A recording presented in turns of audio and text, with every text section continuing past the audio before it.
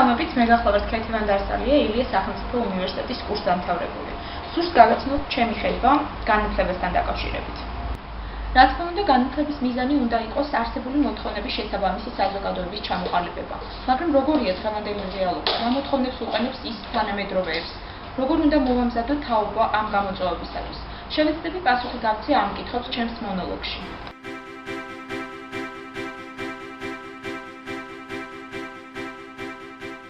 განათლების მიღება ყველა ტიპის საზოგადოებისთვის არის მნიშვნელოვანი, მაგრამ განსაკუთრებით საჭიროა ლიბერალურ-დემოკრატიული საზოგადოებისათვის, რადგან ამ პირობებში ინდივიდს უფრო მეტი პასუხისმგებლობის აღება უწევს საკუთარ თავზე, ვიდრე ავტორიტარულ საზოგადოებაში, სადაც გადაწყვეტილებებს მის ნაცვლად სხვები იღებენ.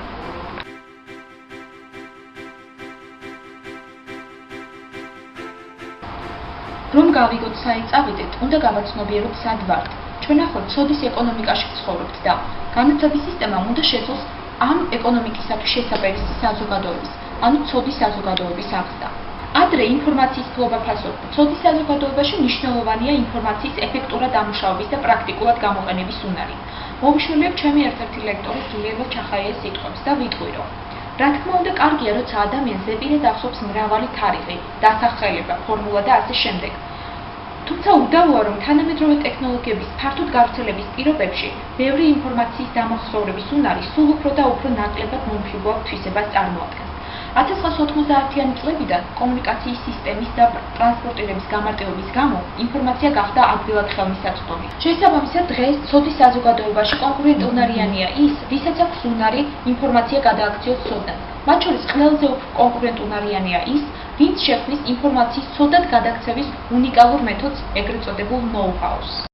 მნიშვნელოვანია გუნდური მუშაობის უნარები, რაც საშუალებას იძლევა დაჩქარებულ დროში მეტი ინფორმაციის დამუშავების, პრობლემის სხვადასხვა ადამიანების პოზიციიდან დანახვის, რაც რისკის ფაქტორს ამცირებს. ფასობს ცვლილებებთან სწრაფად ადაპტაციის უნარი.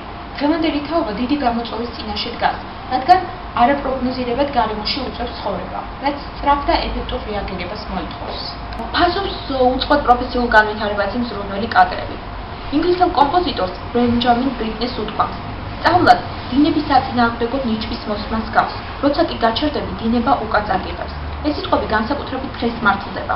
ინფორმაციულ ერაში ინფორმაციის დასთან ერთად იზრდება ცოდნა და მოთხოვნები, რომელთა დასაკმაყოფილებლად საჭიროა მუდმივი წინსვლა, პროფესიულ განვითარებაზე ზრუნვა. სწავლა მთელი ცხოვრების მანძილზე, სწორედ ამას მოითხოვს ახალი ეკონომიკა.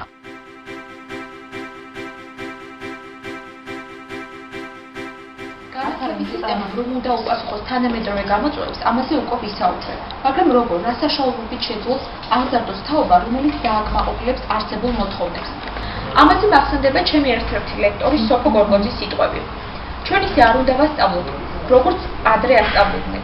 ეს იმას არ ნიშნავს, რომ ადრინდელი მასწავლებლები არაპროფესიონალები იყვნენ. უბრალოდ ისინი სხვა რეალობაში საცხოვრებლად ამზადებდნენ თაობებს. პედაგოგიური მიმართულებები უნდა გადაეწყოს ჯგუფურ მუშაობაზე, კრიტიკული აზროვნების განვითარებაზე. ინფორმაციის გადაცემა უნდა შეიცვალოს ცოდნის შექმნით, გამოყენებით, ანალიზით თუ სინთეზით. წინაპლანზე გამოდის მოსწავლეზე ორიენტირებული სწავლა, რაც იმას გულისხმობს, რომ მასწავლებელმა იცის, რა ცოდნა და ინფორმაცია აქვს მოსწავლეს და ამის გათვალისწინებით გეგმავს გაკვეთილ. და ბოლოს, მინდა მადლობა გადავუხადო ყველა ლექტორს, რომლებმაც თუნდაც მცირედი წვლილი შეიტანეს ჩემი განათლების ფილოსოფიის ფორმირებაში.